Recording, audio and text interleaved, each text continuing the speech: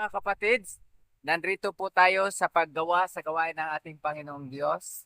Magandang hapon sa inyong lahat. Magandang hapon! Ayan, magandang hapon at purihin ang Panginoong Diyos. Amen. Sa paggawa sa gawain ng ating Panginoong Diyos, mayroon pong tatlong bagay na dapat nating isalang-alang. Ano-ano po yon? Number 1, determination. Number 2, motivation. And number 3 is commitment or dedication sa gawain ng Panginoon. Kaya nandito tayo ngayon dahil tayo'y determinadong gagawa sa gawain ng ating Panginoong Diyos at ating minomotivate ang ating pong pananampalataya upang lalong sumigla sa paggawa sa gawain ng Panginoong Diyos. At mayroon tayong commitment at dedication na magpatuloy sa gawain ng ating Panginoon. Amen? Amen. Yan po. 6 po kami ngayon mga kapatid. Sister Nida, ang tagapagbahagi ng mga babasahin. Ito po yon ang ating pamahagi. Sister Lisel, gayon din ay tagapamahagi. At gayon din naman ang ating kasamang Steve Virgie, ang ating camera woman. At ang ating speaker ngayon ay Sister Dinya. At ang ating singer ay si Sister Ninette. At ang inyong lingkod ay inyong kaibigan. Ayan, si Brother Joel, presider. At patuloy tayong maglingkod sa Panginoon. Amen? Amen. Amen. Purihin ang Panginoon mga kapatid. At ang inyo pong mapakinggan mamaya na magdala ng salita ng ating pong Panginoong Diyos, si Sister Teresita Dinya.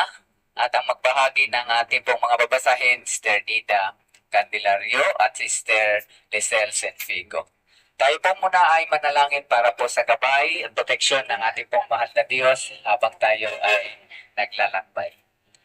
Panginoon naming Diyos, maraming salamat na kami ay makapakinig muli ng inyong pong mga salita sa mga oras na ito. Aming pong dalangin na ang lahat ng aming mga kapapasahero sa loob ng bus na ito, patuloy po silang ingatan, makarating sa mga lugar na kailangan pong patutunguhan o pupuntahan. At yun din ang driver conductor, patuloy silang pagpalain, ingatan din po sa maghapon sa araw na ito. At ang inyong pong mga salita na aming pong maibahagi, naway magbigay ng kaluguran sa aming pong kapwa na mga pasahero at mabigay luwalhati sa inyong dakilang pangalan. Sa pangalan po ng Panginoon Hesus. Amen. Ngayon mga kaibigan, ating pong pakinggan ang awit na ipagkaloob ng ating kasama, Sister Nidel Batang-Bata. Isang bayan. Ilan? Bali lang, tatlo? Ito, sa oil. Yan. Yan. Dalawang sabi. Kaibigan ko, pakinggan mo, panawagan para sa'yo. Ang buhay ay hanggang malapit nang magwawakas itong mundo. Sa krus ng Kalbaryo, siya'y nakatibay, nag-aantay kung kailan ka lalapit sa kanya. Mga sugat na kay hapin, kanyang tinitiis. Upang kamtan mo ang kalikasan mo. Sa langit at lupa ay ating nag-ibigan.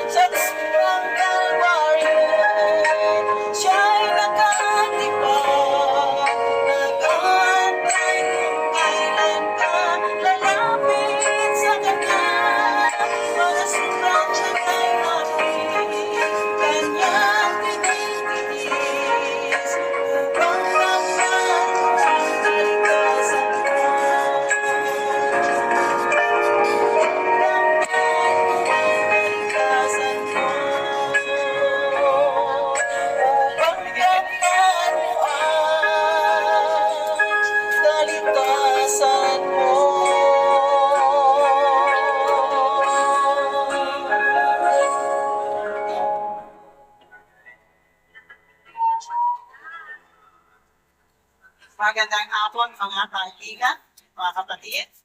Ako po ang kumputayro sa bus na to. Ngayong hapon po ay kami nagpapasalamat din sa aming mga sponsors na nagbibigay ng mga libreng babasahin na inyong nakakamtan ngayon. At the same time, meron din kami ilang issue ng paano tumigil ng paninigarilyo. Kung interested po yan, na may sana interested, you can come and get a copy of this. Ang topic po na nais kong dalhin sa inyo, may pamagat siyang Listen for the Voice. Ang Holy Spirit ay represent ng tinatawag na iba't ibang mga bagay. Ito ay represent ng water. Ano ba ang ibig sabihin ng water? It is for cleansing, refreshing, abundant, and freely given. At the same time, it is also represented by fire.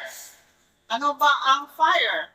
Fire is may kinalaman siya sa purifying, illuminating, and searching. So beyond that, he is also considered as the wind. Ang Holy Spirit ay para siyang hangin na meron siyang tinatawag na independent and powerful energy and penetrating to our soul, especially sa panahon na meron tayong mga frictions, mga problems. And it is also considered as the rain, giving us refreshing and abundant supply. It is also a dove, kalapati. Ang ibig sabihin nun, it is gentle and peaceful and forgiving, like the steel, impressing and securing, authenticating. Ang banal na espiritu at isa rin siyang voice, isa rin siyang tinig na maaring mapakinggan natin. Si Elijah, Prophet Elijah, nung panahon na siya ay nasa isang turmoil sa buhay, magulo ang buhay niya at nahabol siya ay aham. Nagtago siya doon sa isang yungib, ang sinatawag ko ay Horeb. Dito rin, nakipag-usap ang Diyos kay Moses. At sa kanyang pakipag-usap sa Diyos ay nakita niya powerful display of everything na narinig, napakinggan at nakikita niya. While raging tempest, fire, the earthquake, and the lightning, lahat ay pinakita ng Panginoon sa kanya. Pero anong sabi ng Panginoon sa kanya? God is not in that intact. Ang Diyos ay wala pa dyan. And then he heard the still small voice talking to him. He gave his only begotten Son, that whosoever believes in him should not perish. Para tayo ay hindi tayo mapahamak. Para sa mga mananampalataya ay pagkaroon tayo ng isang buhay na walang hanggan. That everybody should not perish but have everlasting life. Sabi ko nga ilang beses sinasabi ko, ano ba yung everlasting life o eternal life? Sabi pagka pinilang mo ang buhangin sa lupa, ito ay pasimula pa lamang ng buhay na walang hanggan. Pag binilang mo ang molecules of the water in the ocean, this is just the starting of eternal life. Nais niyo ba na magkaroon ng buhay na walang hanggan? Mga kapatid, ako ay nag-aanyaya sa bawat isa sa atin. Let the Holy Spirit, let the still small voice speak to your heart and be led by the Spirit of God. And we will be gaining this eternal life later. Ibibigay sa atin ng Panginoon ng buhay na walang hanggan.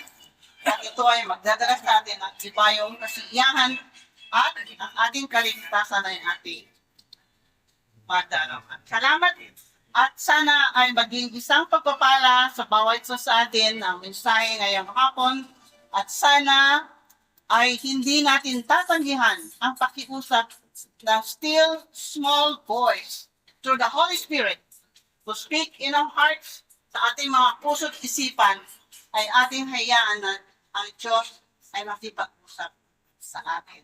Maraming salamat po at God bless us.